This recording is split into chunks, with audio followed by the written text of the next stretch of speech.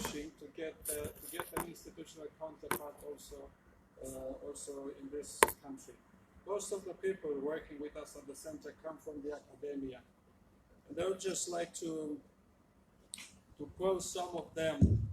There are like dozens on the website of the center. Perhaps in the next couple of days you'll get to learn about who these guys are. But just to give you a bit of an insight, the chairwoman of the center is Elena Korosteleva. She happens to be one of the leading figures in researching the Eastern neighborhood policy and all the like, Central Asia, South Caucasus, the Far East particularly. So she has been the chair. She is having the chairwoman position for the next 2 years. Then we have Amitav Acharya. He used to be the president of the International Association Organization. And this happens to be one of the leading and the largest organization bringing academia. I could just quote Richard Sakwa, that obviously he is one of the leading figures when it comes to Russian studies, at least in Europe. And Efraim Inbar, he used to be, he is the founding director of the Bar-Ilan Center from Israel, from Tel Aviv. He came here last year and gave a talk. That was quite provocative as well, I have to say.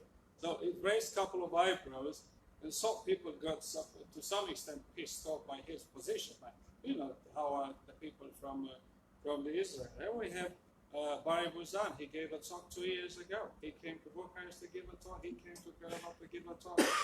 For some people, his statements are controversial, and some people side with Barry Buzan. Some people, like myself, I don't sign up with Barry Buzan's statements.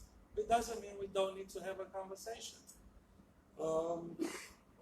Jacqueline, that she is leading from the University of New York, she has been leading the Global South group at the International Studies Association. She will be giving a talk next year here.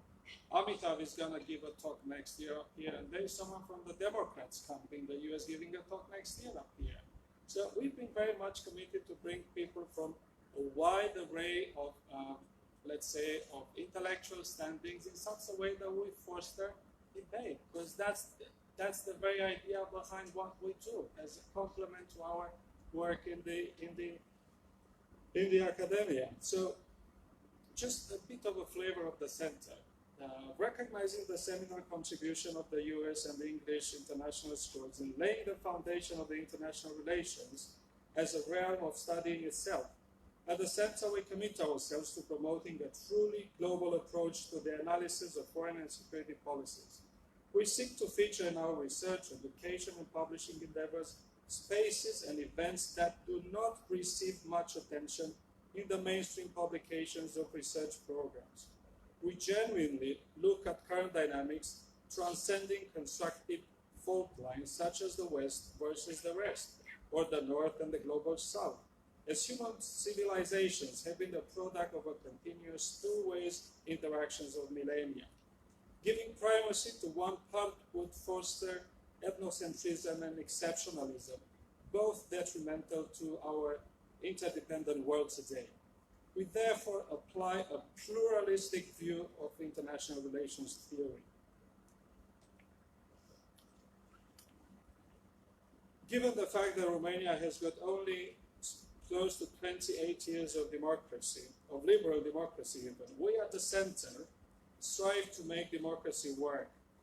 What does it mean? Well, we call that far too long in this country. Many in the academia and the think tank community have had a one-sided and uncritical approach to Romanian foreign policy. Therefore, contrary to that, we believe in the plurality of views as diversity of opinions breeds the richness of critical thinking. I think this is the main call that we in the academia need to serve. No matter what would be in power, no matter who's leading, no matter who's in office, or no matter what hidden or less hidden interests we serve in our private life. This is the analytical work that we sworn to comply and to obey in classes and in our public actions. So that's why we've been constantly underlying this critical thinking that could be the bedrock also of foreign policy making.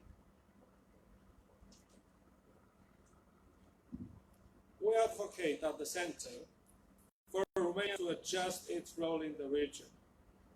What does it mean? Let me say just this way. If we take seriously Romania as an anchor of stability and as a spearhead of liberalism, then we really need to see to what extent it is possible, to what extent our foreign policy establishment has that capacity, has that capability, and what kind of roadmap we as a public society, and I will include here also the academia, what kind of roadmap we all together should, as transparently as possible, as widely participatory as possible, we could endeavor so that we make it more performant. It doesn't mean we look only west or we look only east. This kind of playing in dichotomic terms has led to the state of art that we have now. But just let me conclude with a very popular saying. Doesn't make any sense, I will insist on that. And it says like that: if you are not at the table, you are part of the menu. So please take our endeavors at the center as an effort to make sure that the plurality of views in these countries would lead, let's say, to a more of a better status that this country deserves to have in the region. And a very dear colleague of mine, a senior, would say that we have geography that says a lot about what kind of role we need to play. But without further ado, please allow me to introduce my colleague Christian Tsui. He has been one of the, let's say, stubborn follower into this and leader. And next year there are 3 big workshops that we organize, one in Canada, one in the States, and one in Moscow.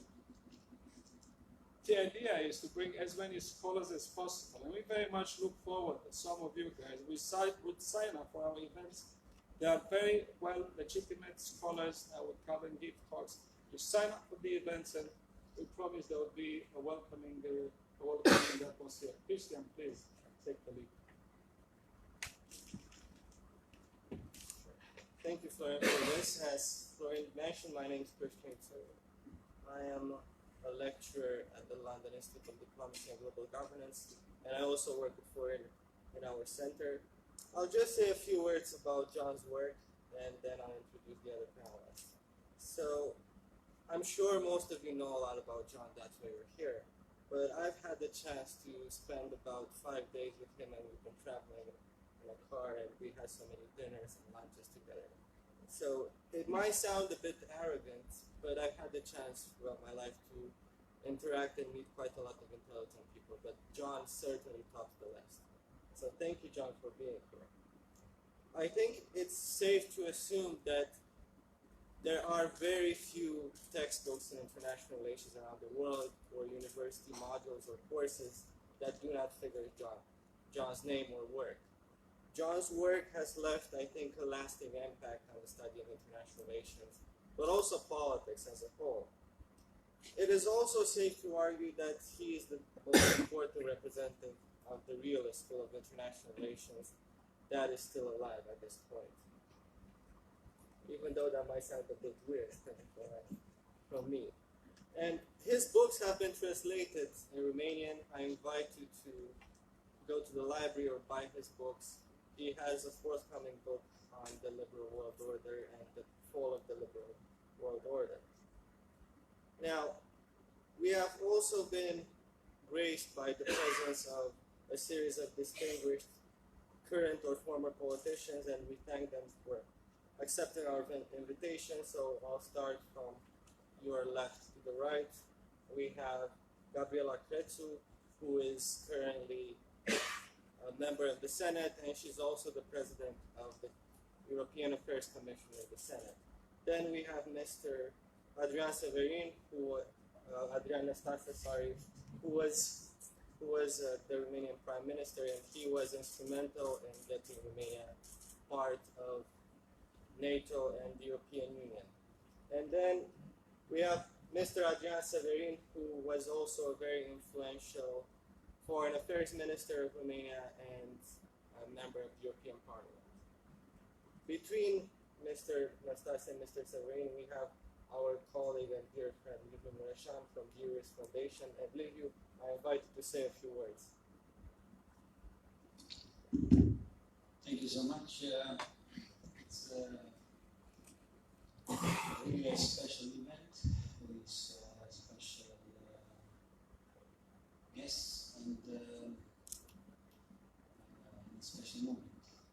We have to look around what is happening each day. We have such tremendous changes in the international security environment, affecting more or less our region, our country.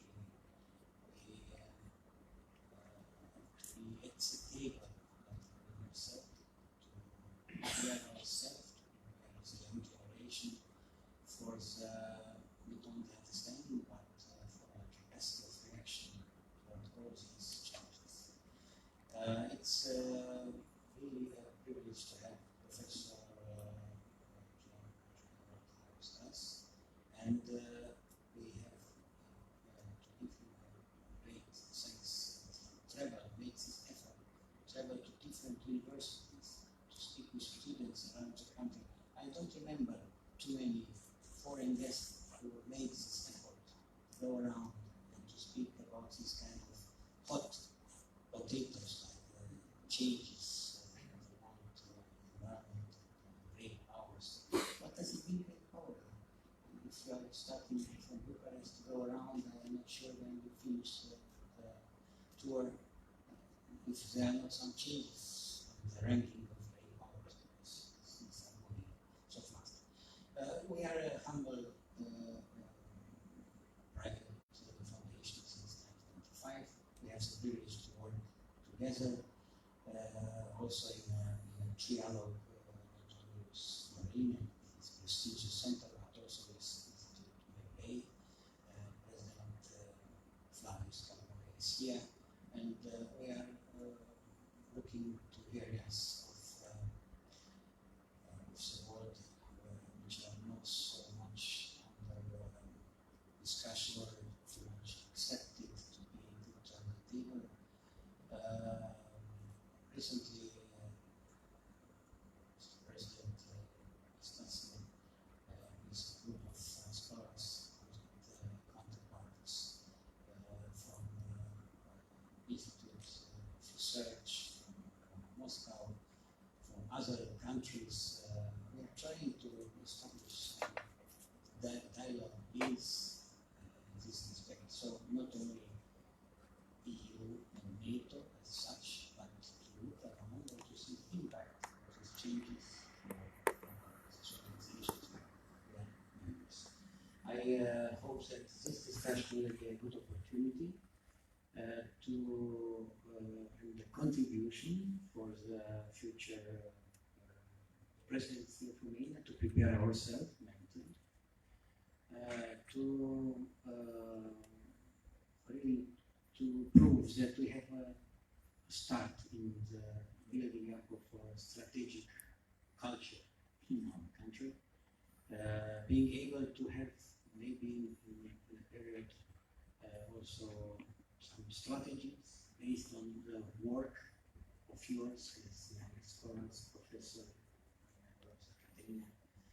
And so in this area of cooperation between civil and military, we discussed before the conference about that, we have to find out the real chance, the way of our country, Romania. So this is a chance for giving the floor for the real moderator, Christian Gessler.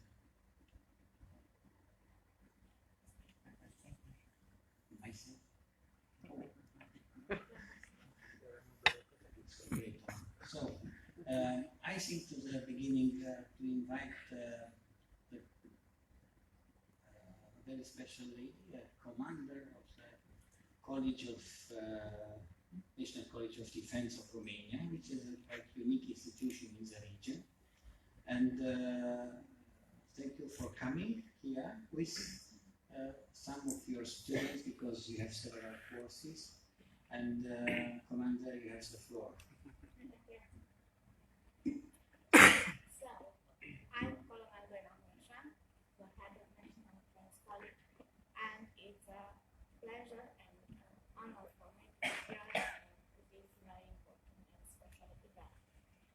me to begin this seminar with a very cordial welcome for Professor Schreiber.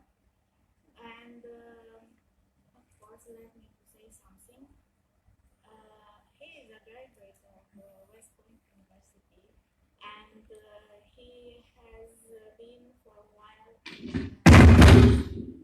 in U.S. Air Force. It's an honor for me to be here.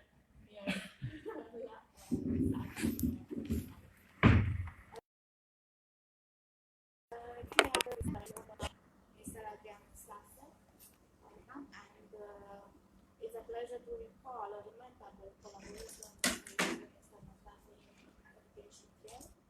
And it's also, I will also wish to welcome Mr. Adrian, Mrs. Gabriela Cretu, and of course our moderators. I believe that the debates that are being held today under the title "The Future of the Policy of the Great Powers in the 21st Century" are very current, and they are part of discussions of transformations imposed by the process of globalization in the new world order. It is time to discuss problems of how can we explain the recent evolution of the world order. What is the role of geopolitics in the current world order? Looking around us, is the world American made a success? If we say yes, the rapid growth of the movement of goods, money, and ideas across borders produce problems. So, the national governments have different problems to solve. If we say no, can we consider security cooperation as the key to the future?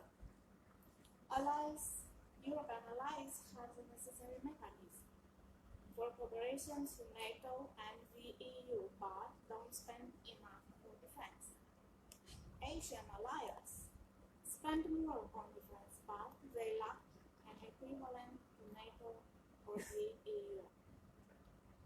The competition of the great powers will intensify, and the democratic reversal, which is already in progress, will increase speed. It is time to analyze the new power centers and debate the policy of the future. Finally, I wish you a successful seminar and a pleasant stay among us. Professor, allow me to give you a plaque at Fort National Defense College. Here we have Amat Victoria Kura. Victory means preparation. It's an honor for us to be here with you. Thank you very much. Okay. Thank you.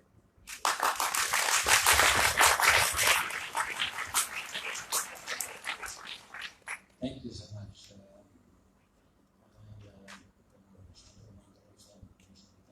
And now we have a chance to listen to our guest, Professor Nash.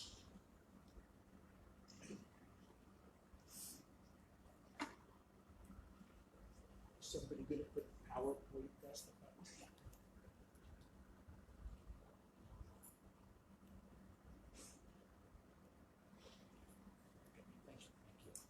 up? It's a great pleasure to be here. I want to thank Florin for inviting me and having spent the past few days driving me all over Romania. I think I've seen more of Romania over the past few days than I've seen of the United States in my entire life. And it's been a lot of fun. And I'm thrilled to be here this afternoon talking to you about the future of great politics. And I appreciate very much the fact that all of you came out this afternoon to hear me talk.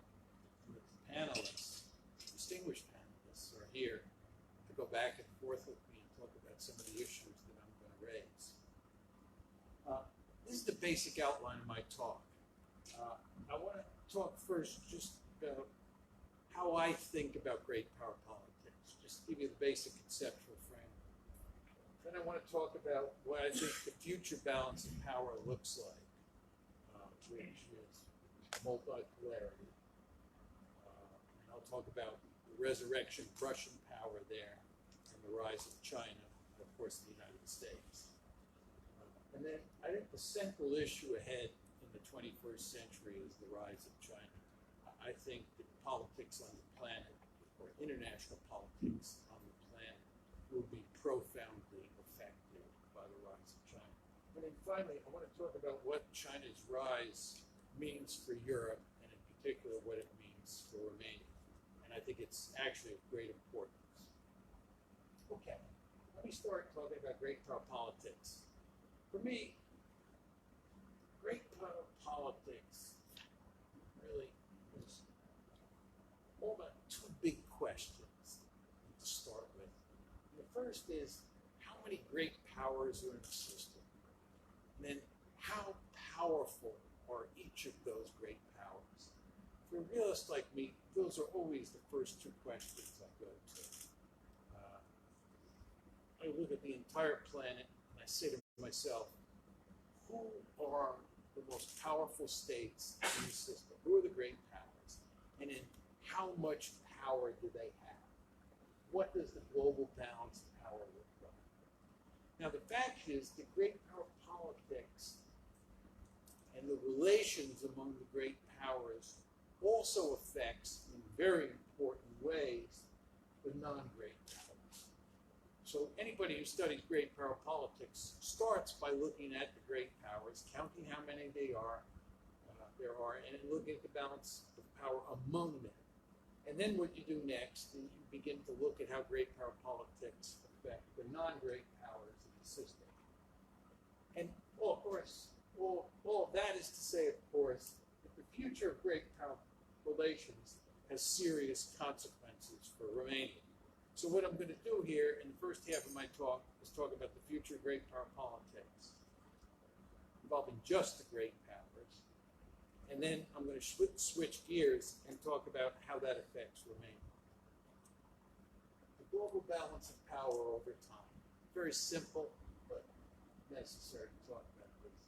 During the Cold War, as virtually everybody in this room knows, we lived in a bipolar world.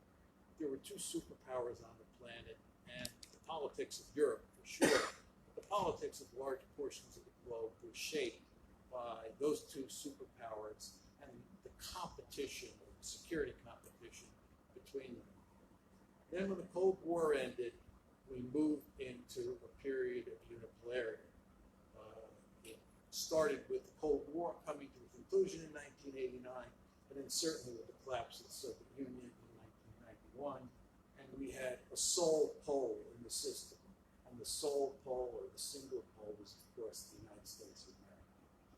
And the argument I'm making, and this is consistent with the way most people think about the future, certainly including the Trump administration, is we're transitioning out of unipolarity into multipolarity. And this is due to the fact, as I said earlier, with the rise of China, the resurrection of Russian power. So basically, this is what the story looks like. Bipolarity, unipolarity, and multipolarity. So when we talk about the future of great power politics, of course, what we're talking about is the future of relations among those three great powers. And those are the three great powers. What we want to do is think about how powerful each one of those great powers is. Remember what I said? Two questions I always ask myself. How many great powers are there in the system? And then what's the relationship among them? These are the two key building blocks of power in international relations. One is the size of the population. You can't be a great power unless you have a lot of people. The reason the Soviet Union, the United States, China, Imperial Germany, Imperial Japan, in its day, these are countries that have lots of people. A country like Israel has a lot of military might, cannot be a great power. It's simply too small. There's no way Romania be a great power because it just doesn't have enough people. So you got to have a lot of people, and then you have to generate a lot of wealth. China was not a great power during the Cold War, not because it didn't have a large population. As you all know, it had a huge population, but it didn't have the wealth.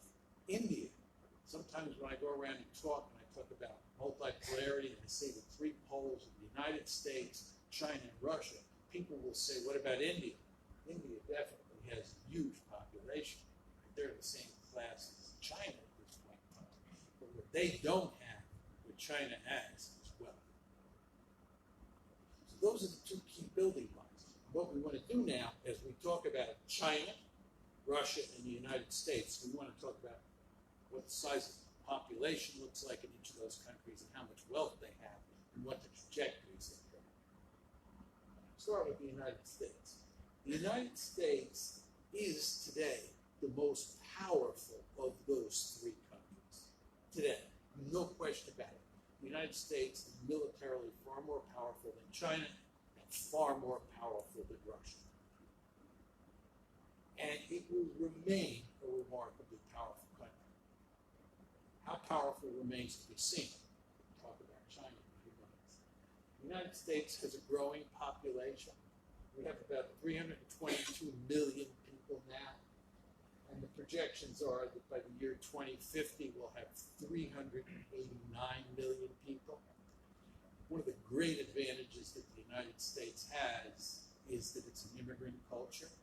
And because we basically go around the world vacuuming up people, bringing them to the United States and turning them into American citizens, we have almost a guaranteed pattern of growth. Donald Trump is not happy with immigration at the moment. Many Americans are not happy with immigration at the moment. But that will all change. And we'll go back to bringing in people. So we're in good shape there, and we have a remarkably powerful economy, highly dynamic. It just doesn't get any better. States. So the United States is a very powerful country and will remain very powerful. Russia is a declining great power. It gets weaker over time. It has significant demographic problems. It has significant economic problems. And remember, I told you, when you're assessing any great power, there are two things you want to look at: population size and wealth. It's not a threat to dominate Asia or Europe. I'm sure there are many people in this room who are worried about the Russians going on a rampage and conquering huge chunks of Eastern Europe. This is not going to happen. They do not have the military capability now, and they know full well that when you conquer an occupied country, you get yourself into a whole heck of a lot of trouble. Remember what happened to them in Afghanistan? Remember what's happening to the Americans in Afghanistan? Remember what's happening to the Americans in Iraq? In fact, if anything, if you're really interested in seeing if you're really interested in seeing Russia wreck itself, you should hope it invades Ukraine and tries to conquer it. Because that'll be like jumping into a giant quagmire. The Russians, of course, have been in Eastern Europe before. They played that game, and they don't want to do it again. But furthermore, even if they wanted to do it again, they don't have the military capability. And with the passage of time, they get weaker and weaker. There's not going to be a greater Russia. There's not going to be a second coming of the Soviet Union. This is all good news for you. Here's Russia's population today, 143 million. If you look at UN figures, IMF figures, World Bank figures, they're all basically telling the same story. Their population shrinks over time. It becomes a much older population. This is a liability if you're interested in generating military power. And with regard to its economy, it's much too dependent on gas and oil. There's little evidence that they're spending the money or planning to spend the money to modernize their economy. In fact, the fact that the Russians are in an arms competition with the United States today, and they're building up their military forces, is going to hurt them economically over the long term. And being hurt economically over the long term has military consequences. China. This is the real threat to challenge the United States. maybe even overtake the United States. This is the potential peer competitor. It's not Russia. Despite all the Russophobia in the United States and all the Russophobia in Europe, Russia is not the big threat on the horizon. This is the big threat on the horizon. One quick word or two from the IMF. On current trends, this is the IMF speaking, it is estimated that by 2030, Asia's economy, this is not China, this is Asia's economy, will be larger than that of the United States and the European Union combined, with the region's share of world GDP swelling from a little under 30% closer to more than 40%. This is all telling you that the global distribution of power is shifting away from Europe, even shifting away from the United States, and shifting to Asia. I'm going to say more about this as we go along, but that's where the action is for the United States. It's in Asia. And it's in Asia, in large part, because that's what China is. Here's some figures regarding population. Right? This population figures, and I'll go to one. The United States, these numbers I gave you before, we have now got 322 million people, and we're heading towards 389 million. The Chinese population is 1.38 billion people. But interestingly, it doesn't go up over time. It decreases slightly. That's a consequence of the one-child policy. So it's going to be an older population.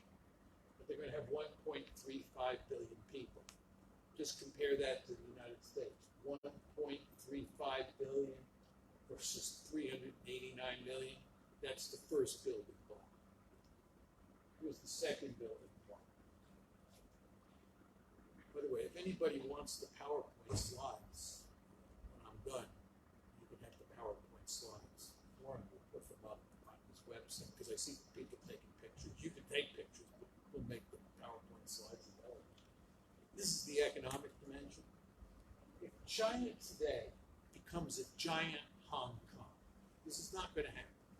But if China becomes a giant Hong Kong and has Hong Kong's per capita gross national income, it will be more than 3 times wealthier than the United States. I've already given you the population figures. This is if China becomes a giant Hong Kong, it ends up more than 3 times wealthier than the United States.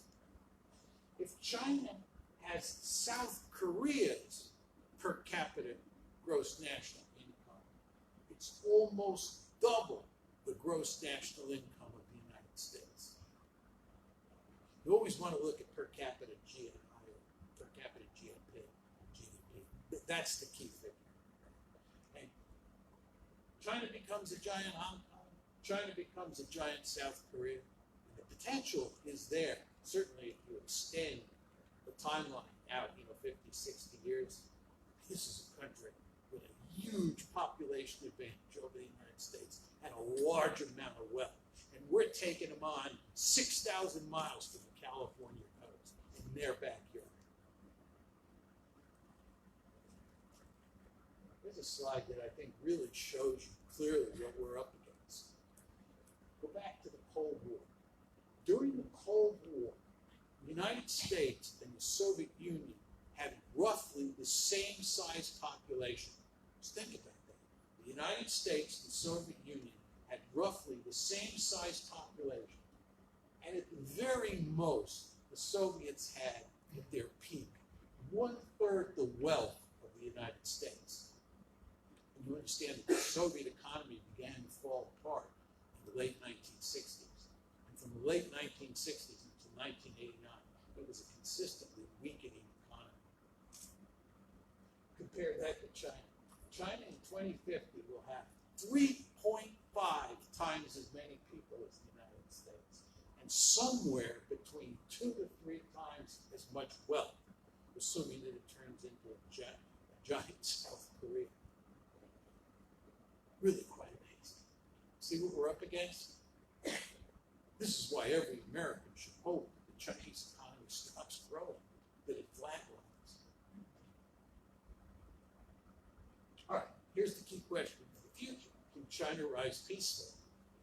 Right? If China can rise peacefully, so what if it becomes powerful? It's all peace, love, and go. Right? So the question is, can it rise peacefully? My answer is no. It can't rise peacefully. There's going to be an intense security competition in East Asia between the United States and China. And China and most of its neighbors. You already see this with India, you see this with Japan, you see this with Singapore.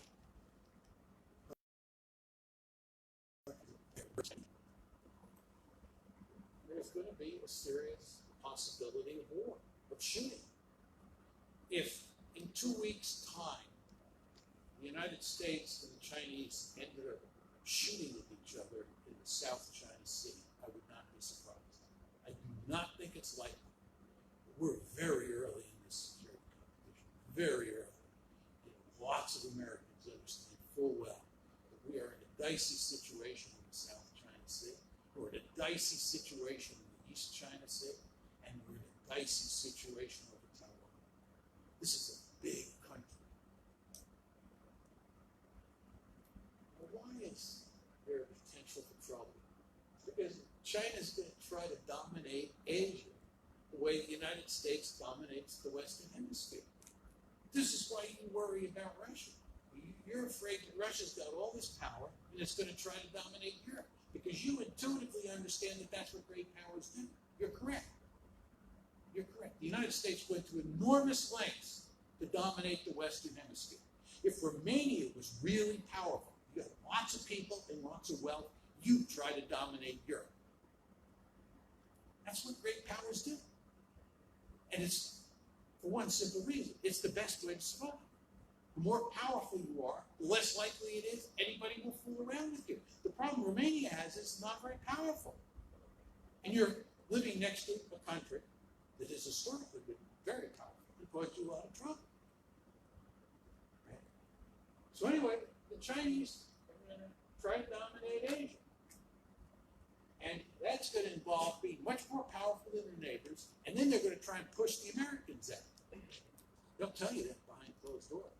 They want to push us first out beyond the first island chain, then they want to push us out beyond the second island chain. As I tell the Chinese when I go to Beijing, I don't blame you one bit. If I was Chinese, if I was the Chinese National Security Advisor, I'd want the Americans out of town too. As an American, I believe in the Monroe Doctrine. I don't want the Chinese or the Germans or the Soviets in the Western Hemisphere. Stay away. That's what the Monroe Doctrine said. Well, if we have a Monroe Doctrine, why wouldn't the Chinese have a Monroe Doctrine? The answer is they're going to have a Monroe Doctrine. They're going to try and get the Americans out. But you know what? We're not going. We'll stay there and try to contain them. The same way we stayed in Europe. I'm going to tell you that story in a minute. You know what happened after World War II? Soviet Union was very powerful. Red Army had played a key role in defeating the Soviet Union, sitting there in the middle of Germany. Germany is destroyed. The United States says, we cannot allow them to dominate all of Europe. That's where you're going to get the security competition. They're going to try and dominate Asia the way we dominate the Western Hemisphere, and we're going to try to prevent them from becoming a peer competitor. And that's why we're bumping into each other in the South China Sea, over Taiwan, over the East China Sea. There's trouble coming. And again, this is trouble for us, for the country that over time has the potential to be a Goliath. Much more formidable than the Soviet Union. Because the two key building blocks of military power, as I told you before, are population size and wealth. Implications of China's rise to Europe and Romania. Let's talk about American grand strategy. If you're the United States of America, the most important area is your neighborhood.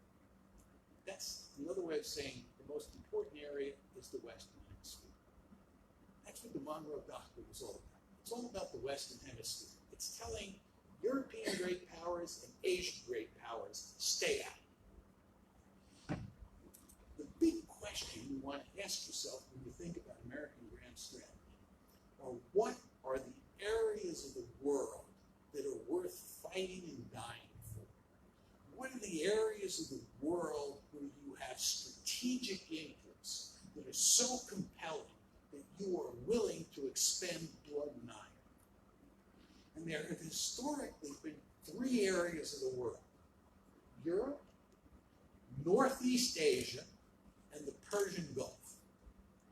Those are the three areas, since I first got into this business, that we have paid serious attention to. The reason we care about Europe is because that's where the other great powers are. The reason we care about Northeast Asia is because that's where the other great powers have been and are. And the reason we care about the Gulf is because of oil. You notice I'm not using the phrase Middle East. I'm just talking about the Gulf, because that's where the oil is. And oil is a very special resource. So those are the three areas of the world the United States cares about. Historically, Europe has been by far the most important area of the world to the United States. Despite the fact that the Japanese attacked us at Pearl Harbor, not the Germans, we had a Europe first policy throughout the war, and we had a Europe policy before Pearl Harbor. Why? Because Europe was more important. Why? Because Germany was much more threatening, another way of saying much more powerful than Imperial Japan.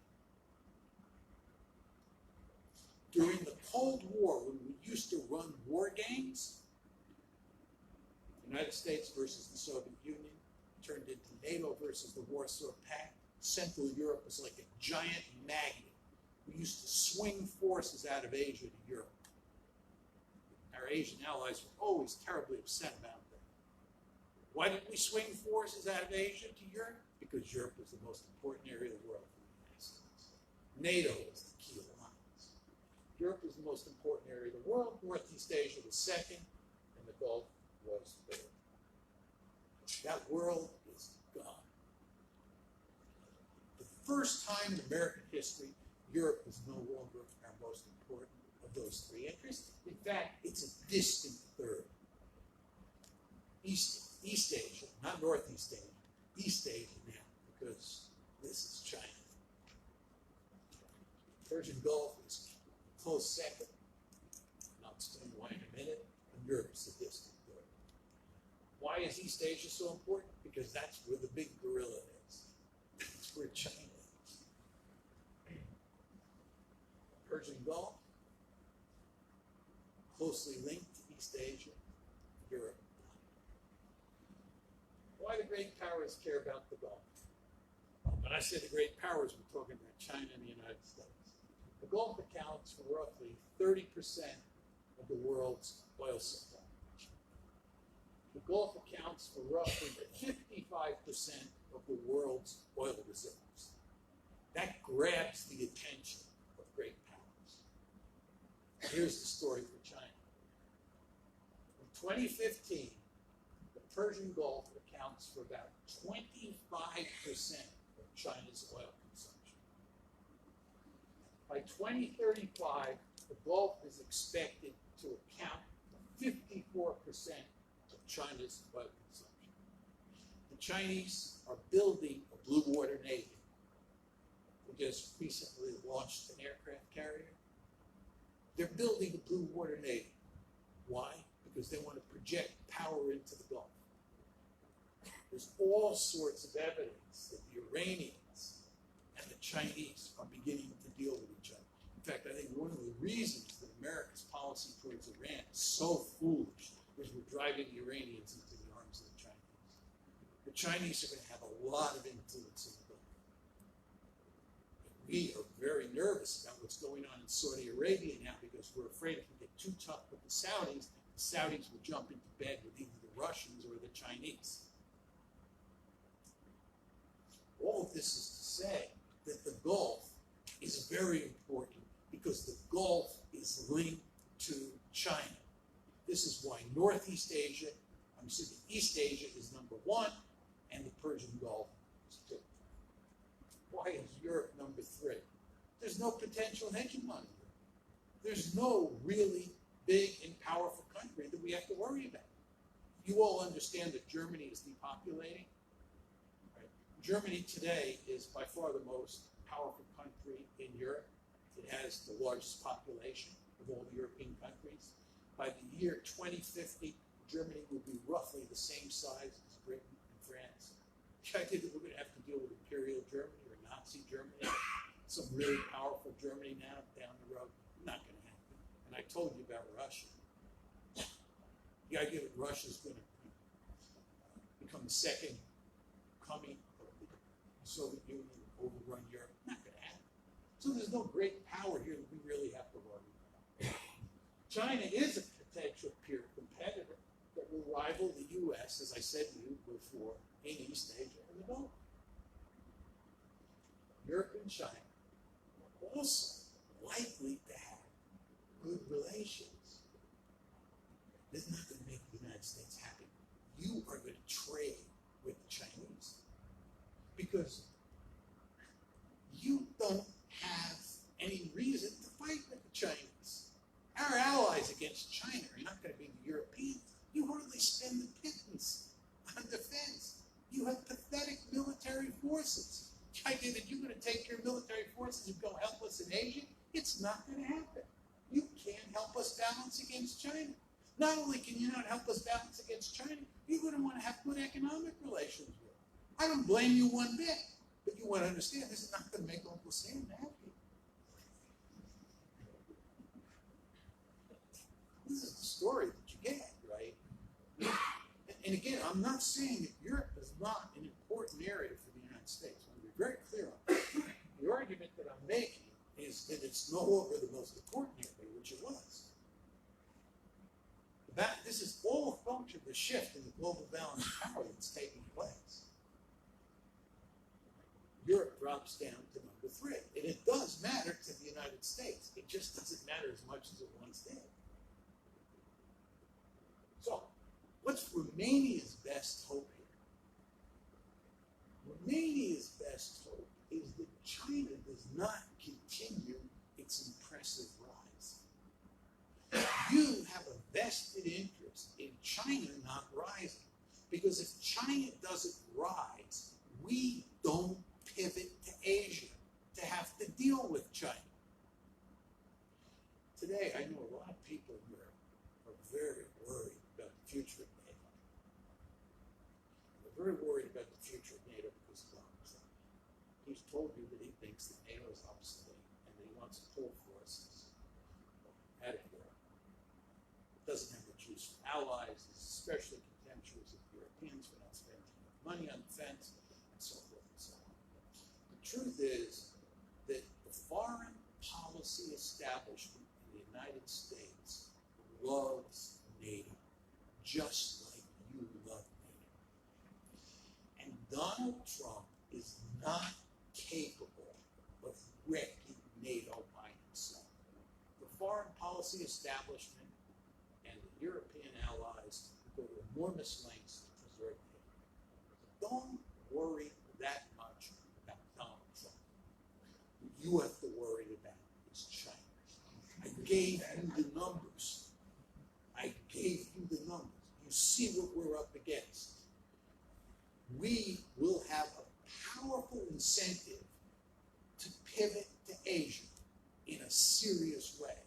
And when you have a situation where the United States is pivoting to some place, that means it is pivoting away from another place. And you know where it's pivoting away from. Number 3, to go to number 1, or maybe even number 2. Right? So what I'm telling you is that for Romania's future, the best thing that could happen is for the Chinese economy not to continue growing in an impressive way, because then the Chinese won't have the military capability to cause a pivot to Asia.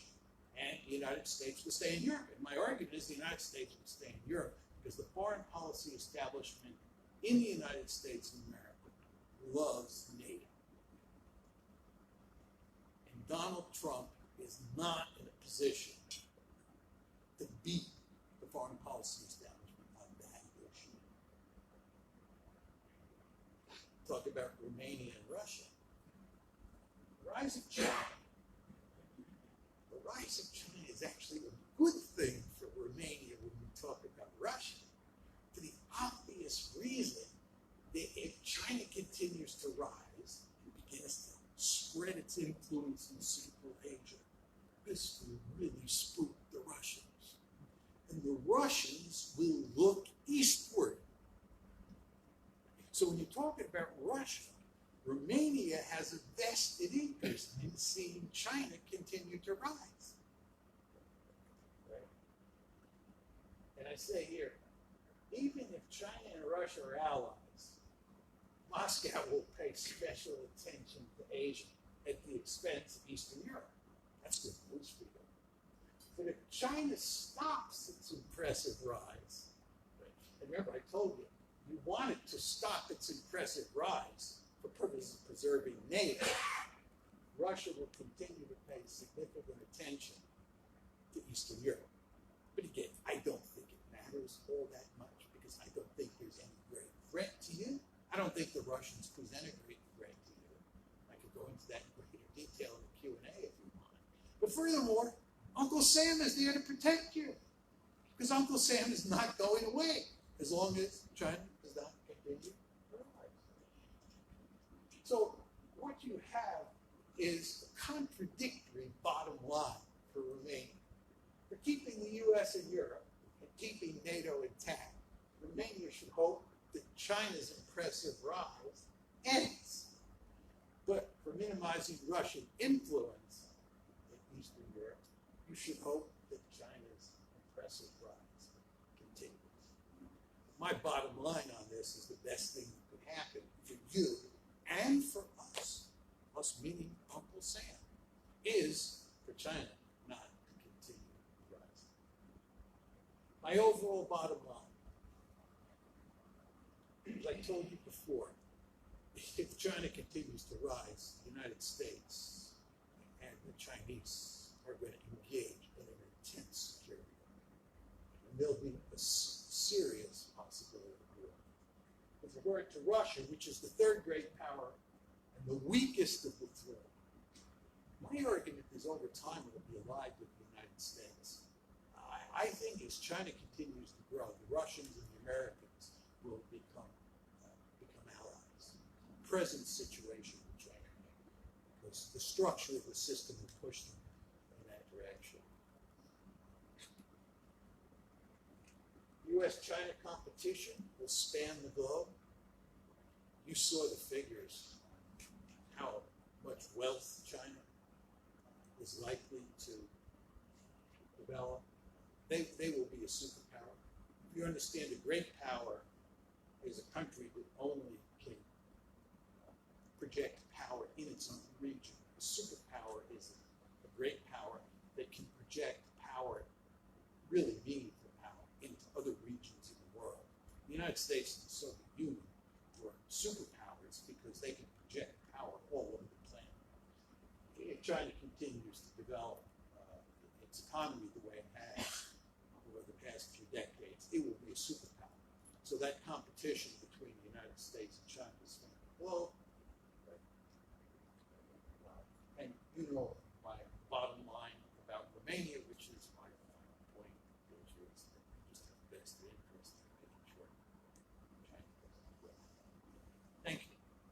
I look forward to the comments from my fellow panelists and the Q&A from the audience.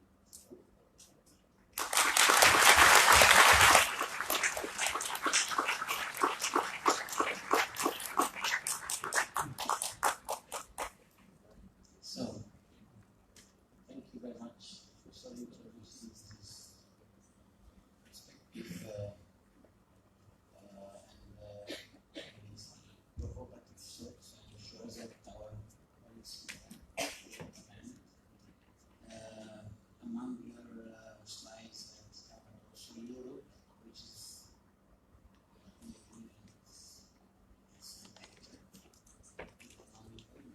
less and you mentioned this perspective of more competition as cooperation among these great powers.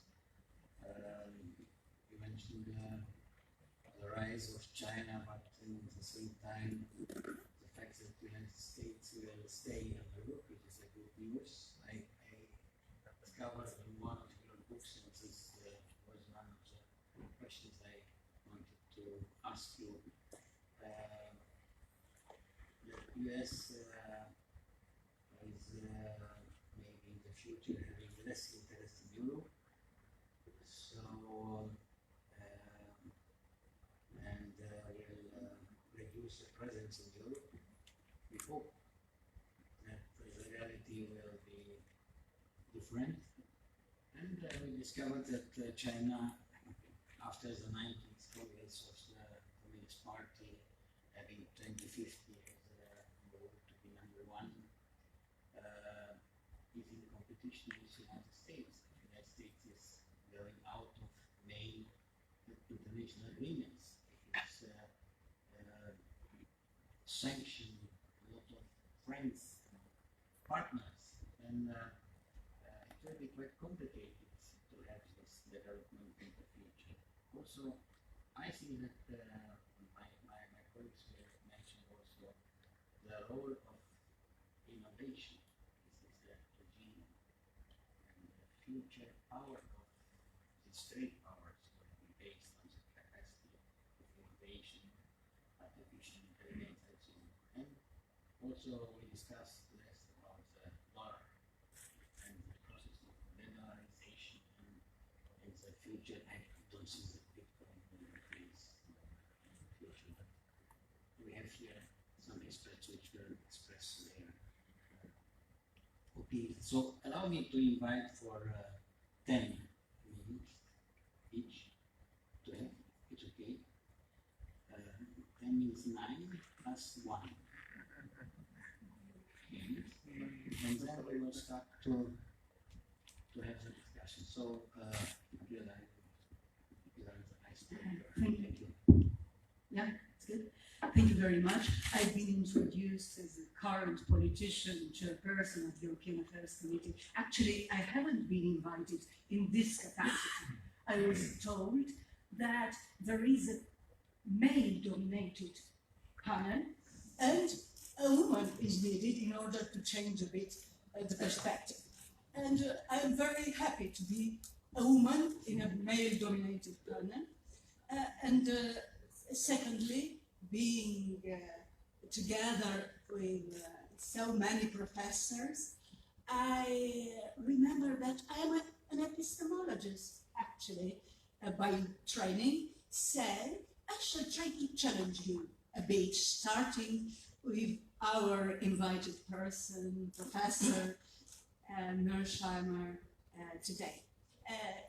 He was introduced as a classic realist, and the main voice, the kind of offensive realist. I could start since the beginning saying that I'd like to split geopolitics into diagnosis on the one hand and treatment solutions on the other. So I do agree with Professor concerning diagnosis, current diagnosis, but I'd like to be a bit of, how to say, hyper-realist, not only realist, because by now geopolitical theory has been written for statesmen, as my colleagues in the panel, or by statesmen. They took states, political entities, as agents of history, having and defending a kind of a monopoly of power for states. Power and political power were identical.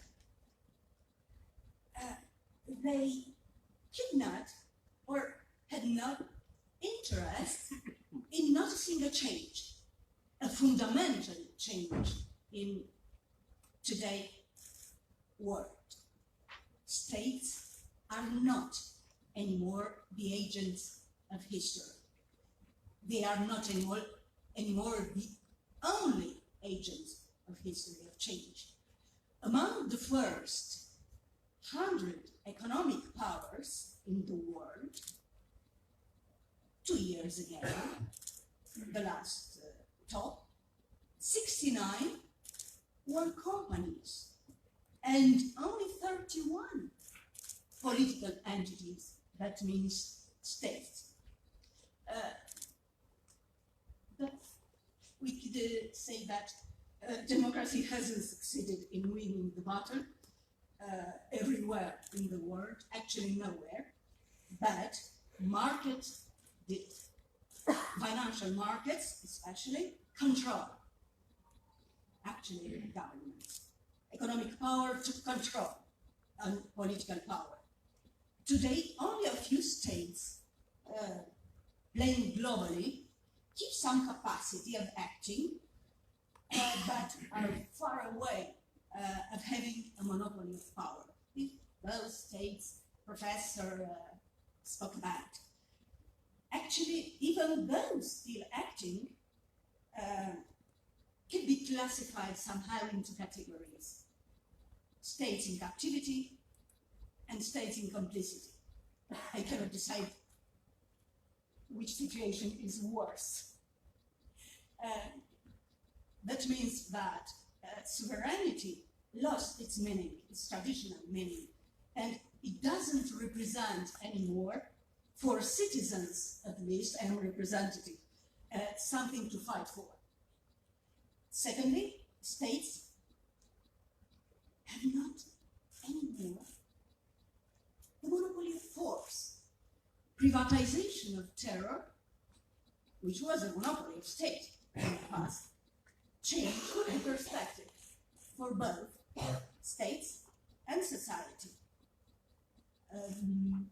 changing the role of military, and sometimes making military and army useless.